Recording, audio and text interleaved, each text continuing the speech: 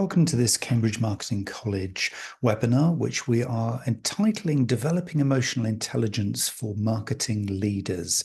It's a big, long title, but it's a very simple concept. And if you can master this, if you can master emotional intelligence, you will be fostering better team dynamics and client or customer relationships, and pretty much every style of communication that you could imagine. So this is a really hot topic, something that's really important in this current day and age, because we need more of this stuff to run effective teams, to build brands, to be doing better marketing. Emotional intelligence is at the heart of all of this. So emotional intelligence, what actually is it? Well, it's a noun. And the Oxford English Dictionary has defined it as the capacity to be aware of, control, and express one's emotions, and to handle interpersonal relationships judiciously and empathetically. Emotional intelligence is the key to both personal and professional success. So if you're here listening to this, or you're watching this on catch up and you're thinking, okay, how am I going to get on in my career and in life in general? How am I going to be, as I want to define it, successful? Well, as you can see from that definition, emotional intelligence is absolutely at the core.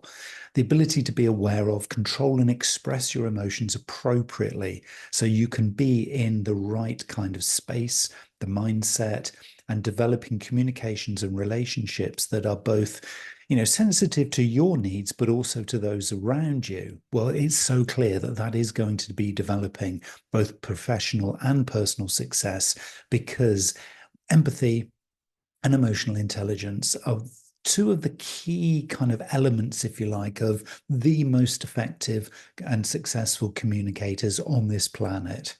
So it's a really fundamental building block to success in whatever form you want to define success. So as we're going to go through these 12 practical and well-researched techniques, tools, and approaches, what we're going to be doing is uncovering and exploring the things that are already proven ways that marketing managers, marketing leaders can develop emotional intelligence to enhance, well, we're going to call it leadership skills. Okay, but by leadership, that doesn't necessarily mean you have to actually be leading or managing somebody.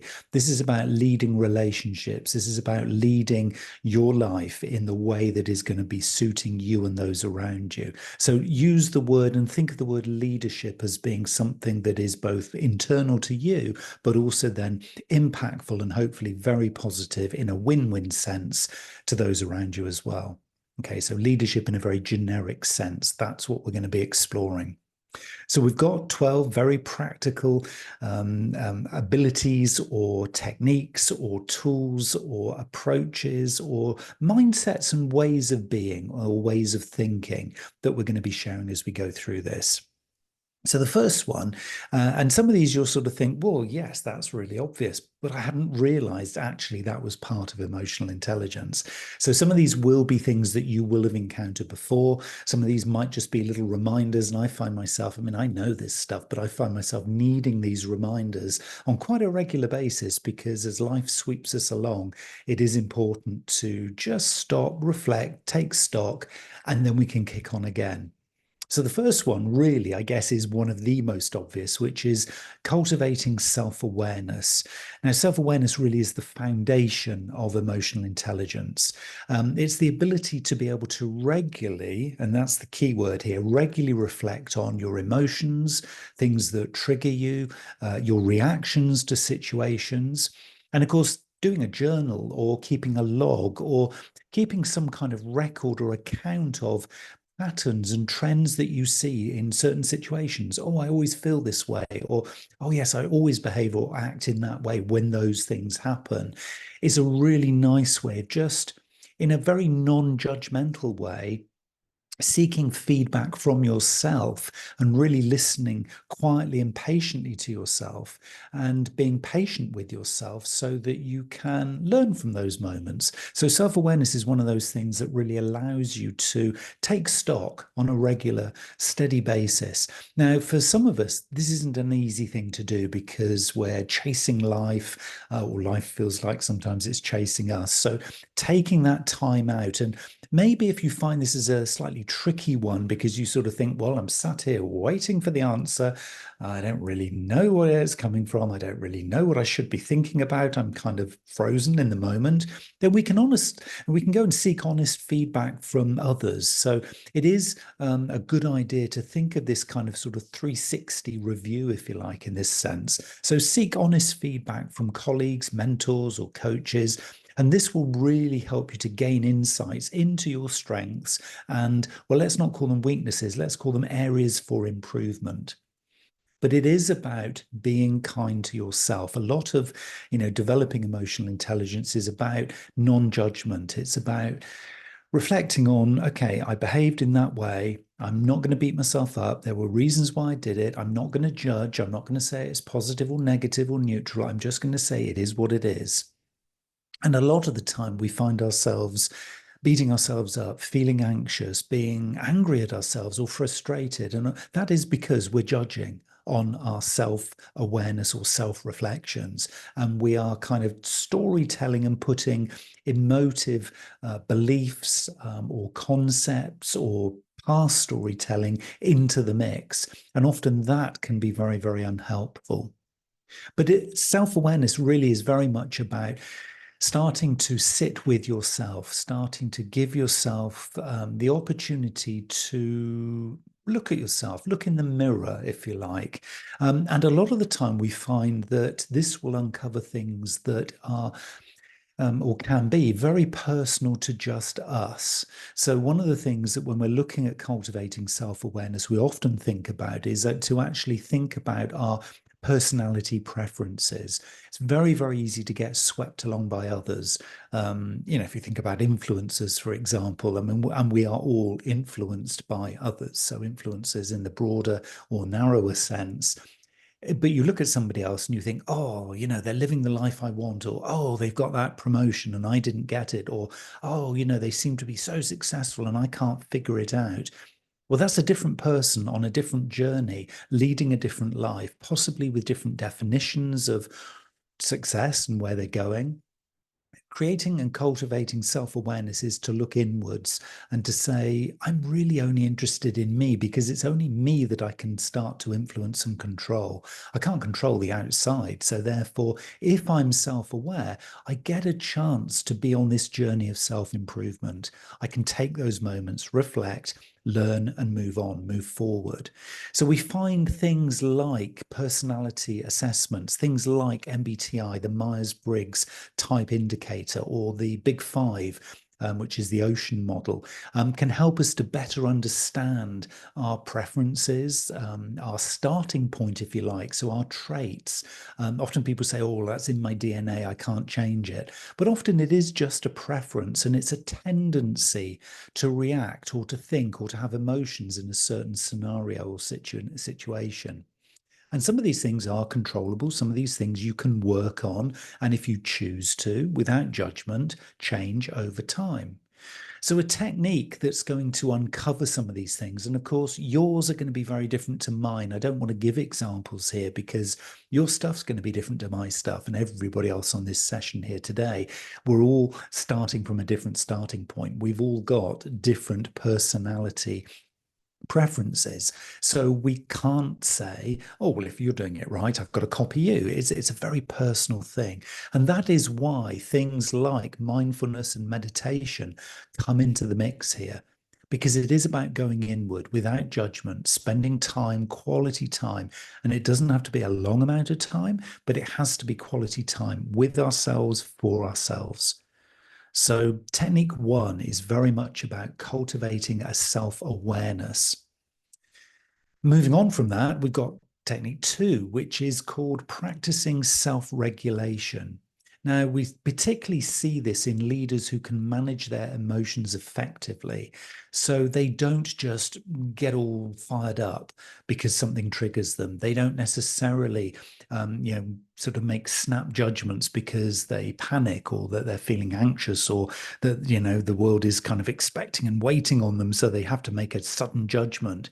What they will do is they will use self-regulation to make more rational decisions. And generally, they will handle stress better.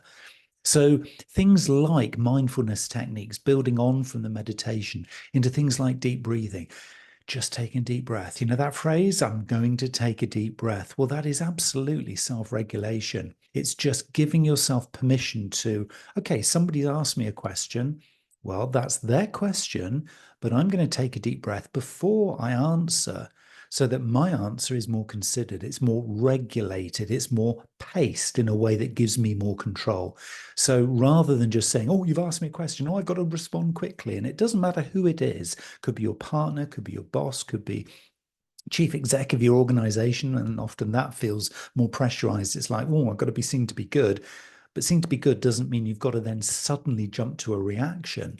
Staying calm, self-talking positively, keeping calm under pressure, potentially the deep breathing exercises, and often for many of us, identifying and reframing negative thought patterns that will lead you to those impulsive reactions. Things like, well, if I don't make a quick decision or I don't judge on this one quickly, oh, I know what's going to happen because last time this happened.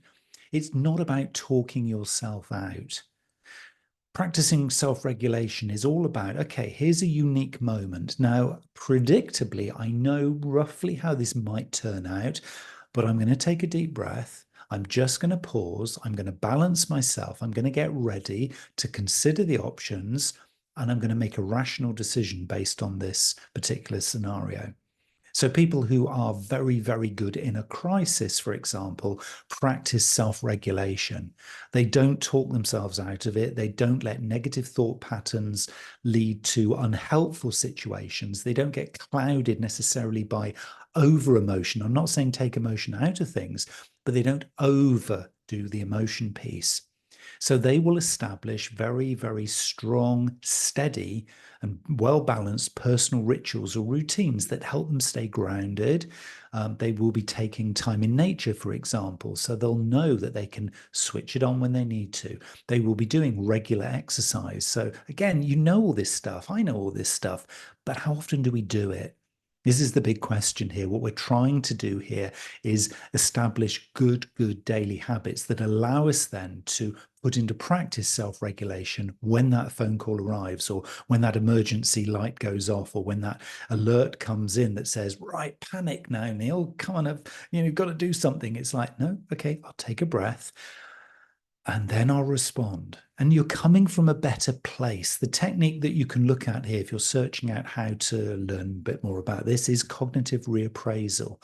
And this is about kind of reframing and repositioning those anxious, panicky reactions that a lot of us do. Let's face it, we do. And there will be certain triggers that are harder to respond to in this self-regulated way than others. So it is about practicing. It's about getting good and getting smart at it. But hopefully that'll help to kind of start that journey for you. Third technique that we're going to look at here on our journey for developing emotional intelligence is strengthening empathy and social awareness. Now, you know this and I know this, and we've seen lots of people over our time and over our lifetimes exhibit this really well. You know, there are some people who just seem to be great at empathy. And empathy allows leaders, people who are going to be influential, people who are going to be able to negotiate and influence and encourage others and be the motivators or the inspiration or the calming force in a group. It leads them to understand the team members around them, the clients, the customers, and their needs, and enables them to build rapport. So to boost empathy, it is all about, and I always start with this one when I'm thinking about it, it's about practicing active listening. Empathy is something you can learn. If you're not, and you wouldn't consider yourself naturally an empathic person, you're much more about you. And I'm not here saying that with judgment. It's just how life is. But if you feel, I could be a little bit more empathic with others, sometimes I do need to put myself more in the customer's shoes or in my colleague's shoes. We never seem to see eye to eye. Wouldn't it be interesting if I sat in their shoes just for a while and see how it's like, see how I come across? Then you can actually do this by practicing active listening. So you don't just switch on the empathy button. What you do is you practice actively listening. That is things like giving others your full attention, asking clarifying questions, reflecting their feelings back to them, putting yourself in the other person's shoes, really, to understand their perspectives before making decisions that impact them. They will feel it, they will notice it, and so will you. Engaging in empathy building activities like volunteering, or particularly now when we're encouraged to do so, cross-cultural or kind of cross-diversity kind of experiences can be really, really good, because it just gives you that new, fresh perspective on, wow, these people, they view life totally differently, or culturally, they're so different to me, or they live in a completely different style of environment to me, or, they speak a different language, or their religion is different. And how does that impact on their decision making and actually how they view the world? This can be a fascinating lifelong exercise, but it all starts with active listening. And that active listening is coming without judgment. I'm finding a bit of a pattern here, aren't I, with what I'm describing and how I'm saying this. Good emotional intelligence comes from listening and behaving and having emotion without judgment. It's just accepting things are what they are. What can we learn from these things, rather than just jumping in with what my opinion is, or, well, I know what's going to happen now because it always is like this. If we can strip that away, then we stand a chance of taking some steps forward in this whole emotional intelligence journey that we're on. So, a tool that you can use for strengthening your empathy over and beyond the active listening is empathy mapping. And particularly if you are within a team and you're maybe the team leader, or maybe you're a facilitator of group sessions, or you do community stuff, then certainly empathy mapping is a topic that you might want to do a little bit of a deeper dive in if this one is particularly standing out to you. Point 4 is honing interpersonal and relationship management skills.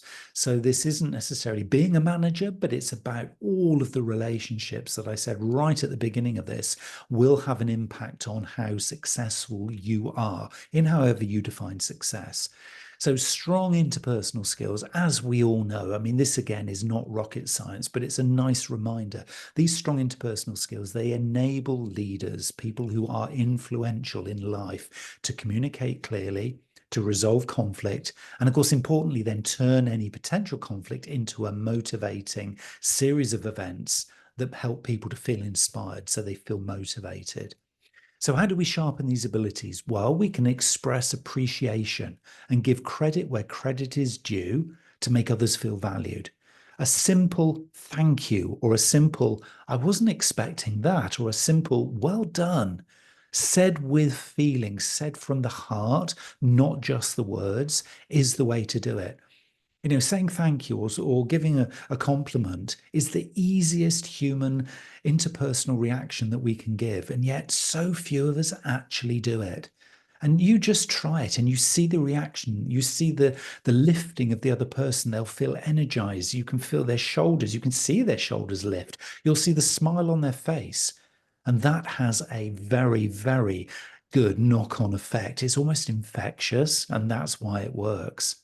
The law of reciprocity comes into play here. The more you give out, the more you'll get back in a similar style.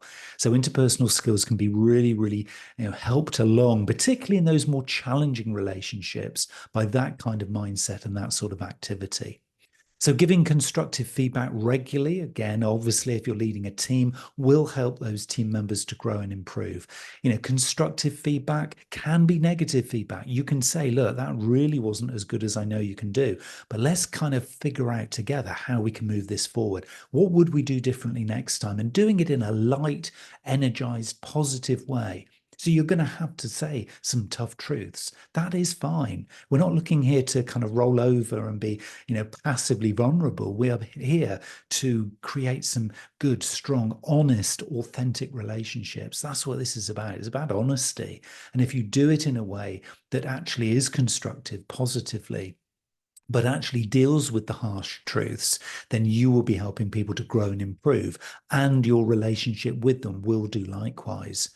And of course, it helps us to learn conflict resolution techniques, the active listening coming into play again, finding common ground, brainstorming win-win solutions. Again, this whole thing about the win-win scenario. This is about emotional intelligence. It's about giving yourself the time and the energy and having the inclination to look for those win-wins. And if you do it once or twice with a particular individual, it then becomes the way that you do interact going forward. You will be fueling each of your relationships forever if you start to do this. It's not something you have to, after the first initial interaction like this, that you have to pay too much deep attention to. It just kind of flows. There's just something magical that happens when people see that you really care, when people see that actually you are going to be honest, and actually when you do say something, you really do mean it. This is emotional intelligence. This is understanding that the honesty that you would like reflected back to you in an engaging way, in an honest way, in a constructive way. If you're giving it out, you're going to get it back. So that law of reciprocity, the mirror effect, as we call it, that will happen, and it happens two-way. So that can be really powerful.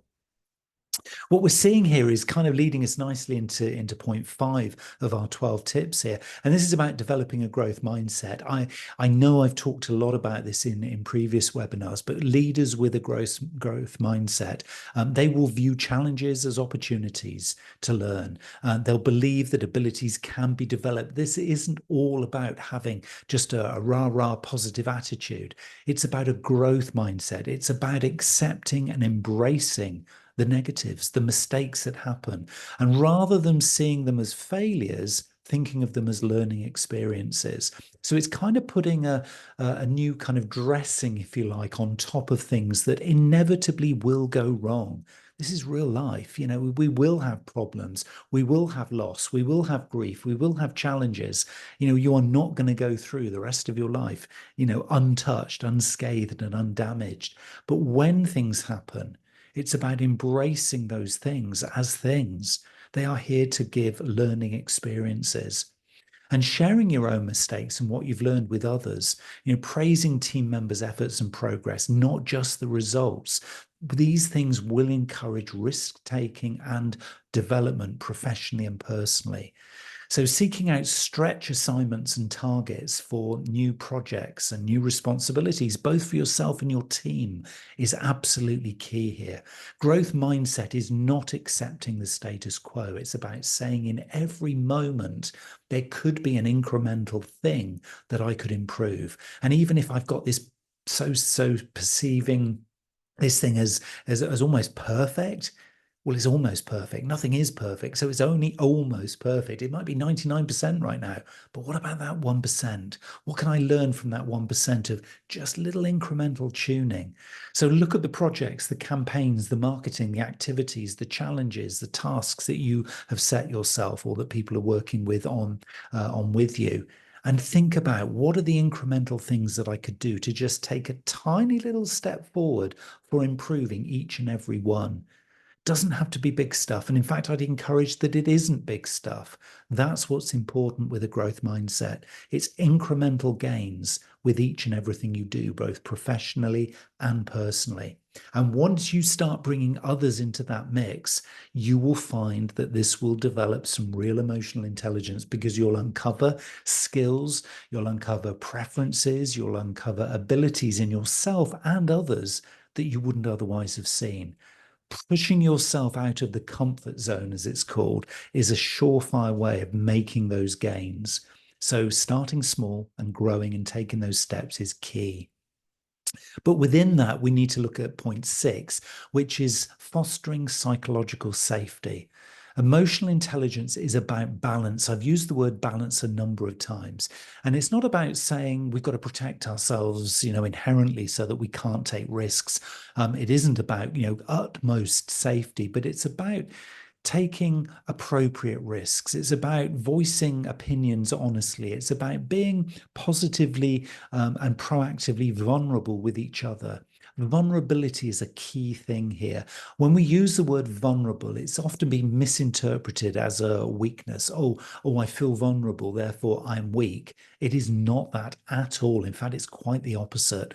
There's a lot of research, and if you are not aware of the work of Brené Brown, search Brené Brown, because vulnerability is one of the key leadership, emotional intelligence and kind of personal psychology impact topics right now. Vulnerability is an absolute key ingredient in our menu here.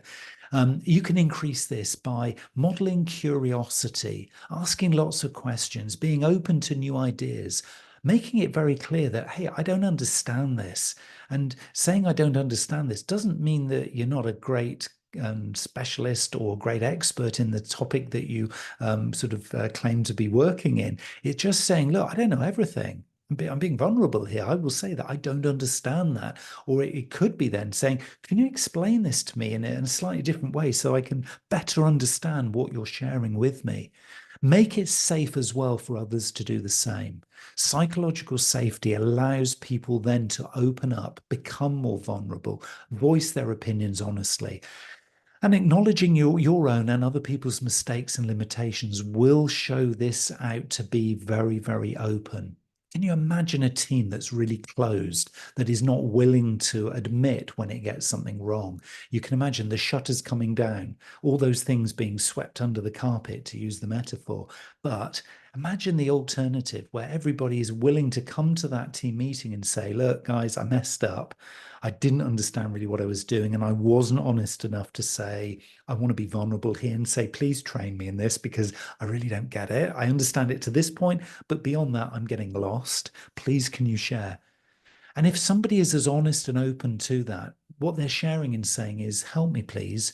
But they're also saying, help me, please, in a very collaborative way. The greatest teams on this planet are teams that work with openness and vulnerability.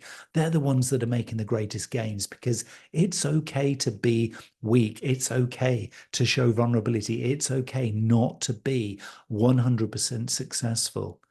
And so you can establish this in your team norms and rituals so that you're reinforcing trust and inclusion. You can have check-ins, you can do postmortems, you can do those reflective moments at the ends of certain stages of longer projects or at the end of, a shorter project and say, okay, what did we learn?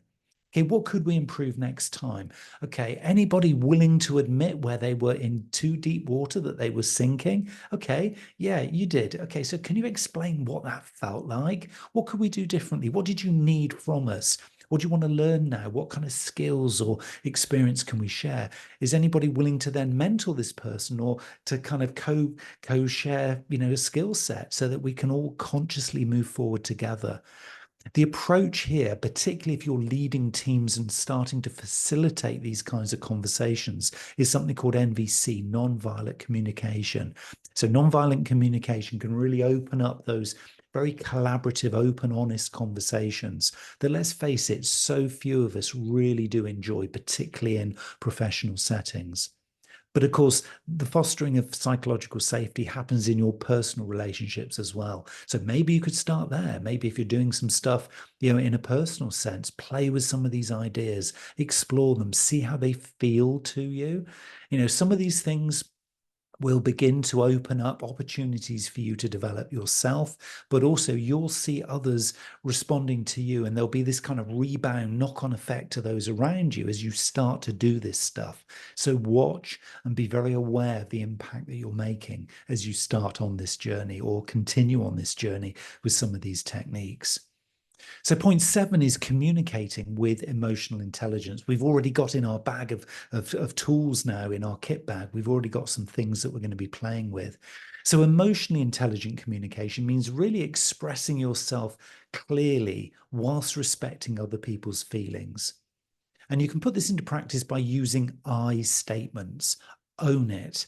Absolutely own it. You take responsibility and accountability for your side of the relationship or your side of the equation.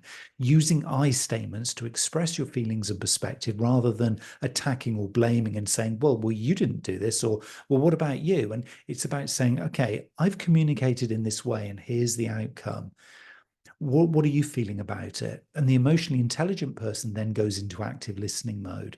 And they'll be picking up on non-verbal cues like the tone of voice, facial expressions, and of course, particularly those more subtle body language feedbacks to fully understand the response of the other person. So if the other person says, well, I'm absolutely fine, and then you see them in that moment folding their arms, well, you know they're not absolutely fine, as a very simple example there.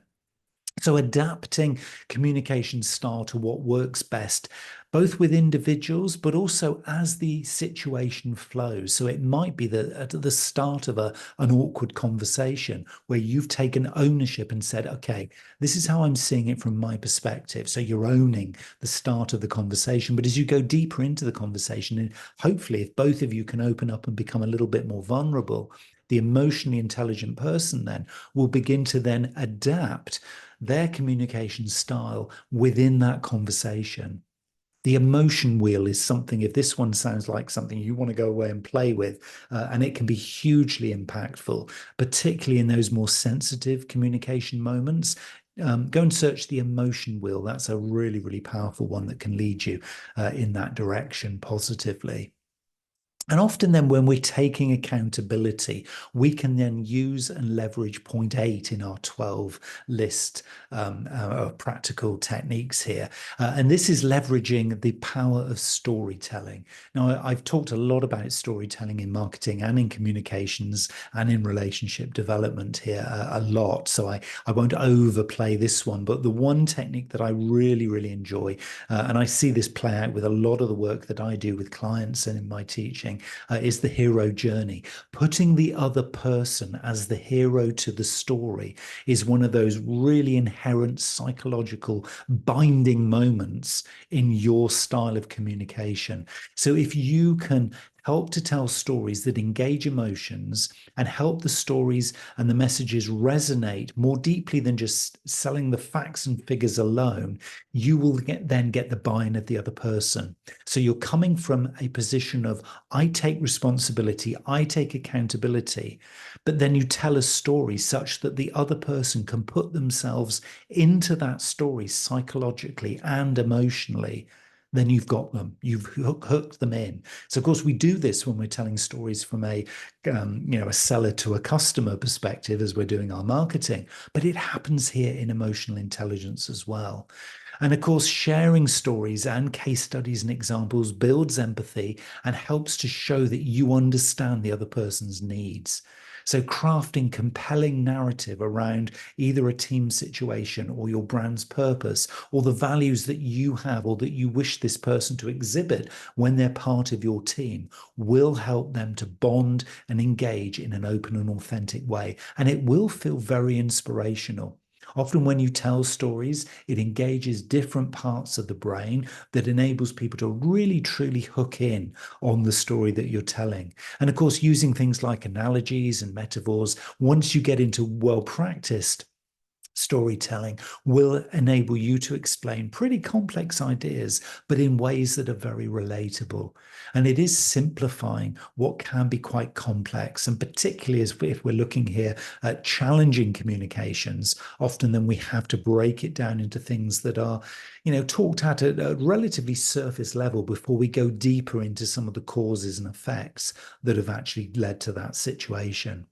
So if you're not aware of storytelling techniques, the hero journey, go and search that because that is going to be one that's going to help in that communication style as you go through telling the stories, as you go through leading the conversation to build those relationships within your emotionally intelligent team building. Now, point 9 is coming kind of back up to a more practical level here rather than psychological. And it's saying that we need to really be engaging in continuous learning. Emotionally intelligent leaders and highly influential people are self-motivated to keep growing and developing themselves and those around them. They know that they are not a finished item or a finished article. So they make learning a priority. They will consciously be setting aside time for reading, for taking courses, attending conferences, and expanding their knowledge. They'll be listening to podcasts in areas where they know that they can learn more. They will know that they are not a complete item. And that's the key part of this mindset. They will be doing stuff on the basis of, I need to be constantly fueling this journey. And it is like a journey. You can set the sat nav, but you've got to keep putting fuel in yourself. And this is from an emotional intelligence perspective, as much as it is everything else in your continuous development journey. But we've got to be doing it here as well. And encouraging your team to pursue development opportunities and share learnings with each other is a great way of getting others on board and helping to bond, because the more you talk about this stuff, the more you share your journey, others will listen and they'll think, okay, I could do that too. So in itself, it becomes a motivator, it becomes inspirational. And this is why we talk about the word leadership rather than management, because what you're doing is you're leading from the front by sharing your experience, maybe your vulnerability, maybe your progress. All of those things can really help you and others around you to figure out from their preferences and yours, what am I going to prioritize? There's 12 things we're talking about here. You can't do all 12 at once, but where do I feel? Where do I feel I'm drawn to in some of these preferences? That's what's going to be important. And of course, to help us on that journey, we can seek out mentors and experts and specialists, both inside and importantly outside of our field of interest or our professional discipline. And they can help to offer new perspectives. Don't always surround yourself with people just like you. We enter by doing that into what we call an echo chamber, where we're just going to hear what we've always heard. So it's often quite nice to go out into more challenging or different environments and talk to different people with different perspectives on life, the universe, and everything, and see what they feel and see what they think. And you don't have to take it all on board. You don't have to overload yourself with new stuff, but just understanding that the world is a very broad place outside of our egocentric self. And so, what is there out there that I might be curious about, might want to go and explore deeper? That's the key in terms of engaging in continuous learning. And of course, from an emotional intelligence perspective, you could also then go and do some research and find emotional intelligence workshops if you wanted to stick into this subject a little bit more deeply. And of course, what we're doing here is we are kind of really sort of opening up. And I've used this word preference. I've used this word kind of personality, if you like, a number of times. And what we're doing here is we're becoming very authentic with ourselves. We're becoming really open and trusting and authentic and honest with ourselves. And we're trusting that that is a good thing to do. And we're making it safe as well for others to be open and genuine and honest and true around us, and hopefully with themselves and with the people they're connected with. This knock-on effect, this ripple of the stone that's dropped into the pond goes far and wide. So we can, if we're in a more leadership, in a more influential kind of role, we can clearly demonstrate this on an ongoing basis. And we can become more emotionally intelligent by clearly articulating our own personal values, our decision-making process, and consistently then align with that. Consistency is absolutely key here. If you are seen as a person who flits around from, oh, I made that decision there, and oh, then I completely conflicted with this decision over here, and oh, yeah, well, that's just me, that's just what I do, you're going to be very confusing to others. That is not emotionally intelligent. Emotionally intelligent people are relatively predictable. It doesn't mean they're boring. It just means that they've found their values, they've found their core reasons for being, they've found their purpose. So they make decisions and they act consistently within those things. And they're transparent about their goals, their expectations, their values, and the rationales behind the way they make decisions, particularly with their team. So their team then can kind of preempt those things and say, well, okay, if this is actually what you value, if this is our higher purpose, or as a team, this is what we're trying to aim towards, okay, now I know clearly why we do what we do. I can bring what I'm going to suggest is an innovation or a change or an improvement. I'm going to bring it in that context. So I'm not going to come out with this left field idea. I might come with a bit of a wacky, crazy idea, but I'm going to position it in a way that's consistent with how we are working together. And it means then that you can then show both your human side appropriately, and so can they. So even when you're having a tough day, or that idea, that crazy idea that came in, actually was a really rubbish idea, and actually we're never going to use it anyway, it means you can actually then critique it together collaboratively in a way that actually plays back to decision making against those core values. And that's really important. It is then that the core values sit at this higher level and drive everything that you do. They become bigger and much more intrinsic and important than the everyday little tiny decisions that you make. They become the mantra, they become the theme that drives your life and the life of those around you. So core values are absolutely key. And as we start to kind of put those into practice, and as we start to use those values and that higher purpose as our decision making filter, and as our choices as to whether we take that job or we join that team or we do this particular project, we can then start to prioritize our world. And prioritizing our world comes from taking great self care and managing what is at the moment a very stressful world. Potentially, it doesn't have to be. People are not stressed people. People are stressed by their environment. We were not born stressed. The stress comes from our reactions to our environment. And what we see is that emotionally intelligent leaders and people who are successful, they're self-aware enough to know when they need to recharge. They don't let stress beat them. It's not that they're stronger than you and I, but it's just that they kind of see the scenario coming that isn't going to serve them. So they take time out and take care of themselves. They don't let everything and everyone into the mix. They will schedule breaks throughout the day to disconnect and reset. That's a good word, reset. How many times today have you reset? I have to admit, I've only reset once today. Today is flowing, and touch wood, being a little bit superstitious, hopefully it will continue to do so. But it could be more. It should be more. Taking time out through the day to disconnect and reset, make sure you're refueling and rebalancing yourself in the ways that we've talked about is the key to be avoiding a stress reaction and then managing these trickier situations. And of course, encouraging your team and those around you, colleagues, people who work for you and people you work for, encouraging them to do the same. Often looking out for others as humans rather than as job titles, as peers or as superiors. It's about looking out for people as equals, as humans. That's the key here. And maintaining great habits and promoting great habits that are both physical and mental well-being supportive, like exercise, healthy eating, hydration, and taking time out with loved ones, doing healthy things. Knowing your limits and also asking for help when needed. Don't model burnout as a badge of honor. I've been in positions, I've been in organizations back in the day where the person who was the last man standing in the office, and it literally, that was a phrase they used, you've got to be the last man standing in the office. And it was like, hold on a minute. That is so wrong on so many levels. Just that phrase, that sentence is just so wrong. But it was a badge of honor. If you could do it, then you were rewarded.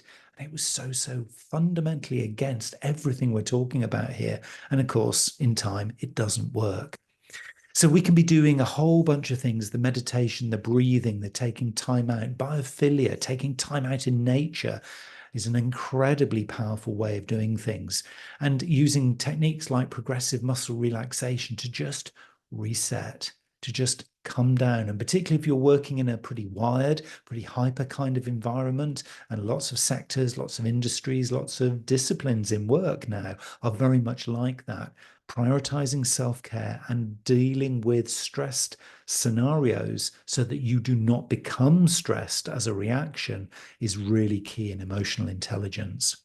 And the final thing that wraps all of these things and brings these things all kind of around full circle is about measuring and tracking your progress. I've said consistently in this talk that it's not about judging. It's not about right or wrong. It's not about, hey, you're better at this than me, therefore I'm failing. It's a very personal journey. It's so personal that it is your journey and it is about you.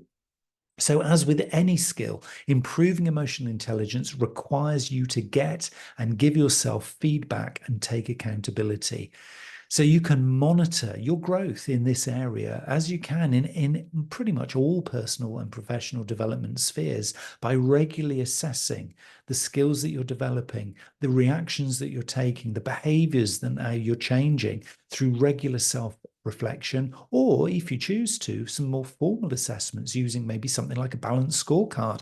You could reinvent the balanced scorecard. Search that if you don't know what it is. It's a corporate reporting tool or mechanism that you can actually turn into something that actually helps you to keep track of a nice balanced dashboard of how you're progressing in your journey to becoming more emotionally intelligent. And it would apply to all the other steps that you're taking in other areas of your life.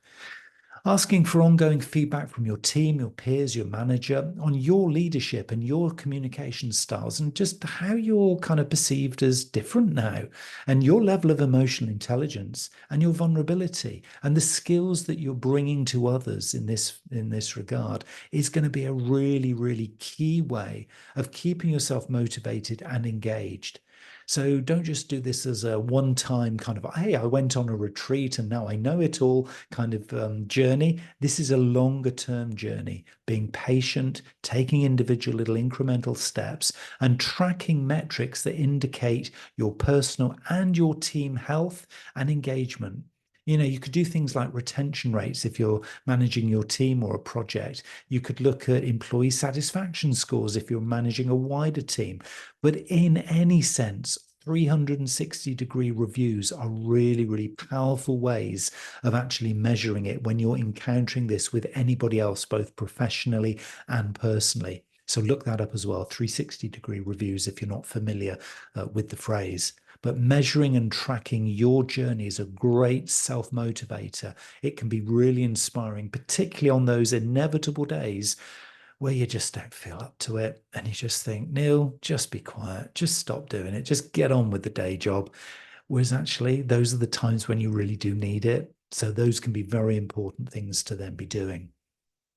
But the one thing I really want to really emphasize is that above all else, on my journey, what I've seen and what I've found and what I've heard others say consistently more than any other technique, really, in terms of developing your emotional intelligence and facilitating that in others, is to become a better, stronger, active listener, both internally with yourself, so listening to yourself, becoming very familiar with the signs that are coming from your thoughts, your feelings, and your behaviors, and also then externally with others. And there's a little checklist here that I would just like you to kind of think about, and you can maybe feed this into your reflective listening exercises and just kind of maybe give yourself a little rating on how you do this or don't do this. Pay attention, show that you're listening, provide feedback, defer judgment, respond appropriately, ask open-ended and probing questions, be attuned to feelings, summarize, visualize what's being said, avoid distractions, empathize, and importantly, follow up. Don't leave stones overturned. Uncover stuff that you know is important, but that otherwise would go unsaid. This is all about actively listening. So these are things that you can do. And maybe in your next conversation that you have with a colleague, with a customer, with a friend, with your partner, whoever it happens to be, maybe just have a little play with some of these in this list of 12 becoming a better active listener tools, because the technique of reflective listening is so key to building emotional intelligence. And it can be a little bit of fun because it really dials you into the situation. So rather than whilst you're listening to the answer from somebody, you check your phone, rather than sort of trying to multitask. And by the way, psychologically, humans are not able to multitask. They're kidding themselves. There's a lot of research about that one too. So delve into the idea of becoming a better active listener. It's hugely powerful. And think of active listening both internally, listening to yourself and reflecting, as much as it is an external exercise. That's really key. So by intentionally practicing these techniques and approaches, we can, all of us, enhance our emotional intelligence and become more effective and more well-rounded as leaders, as team members, as colleagues, as partners, and as business people. Building these skills, though, takes ongoing commitment, positive impact that you'll see absolutely coming through as evidence in your team dynamics, in your client relationships, and your business results, I will guarantee you, is well worth the effort.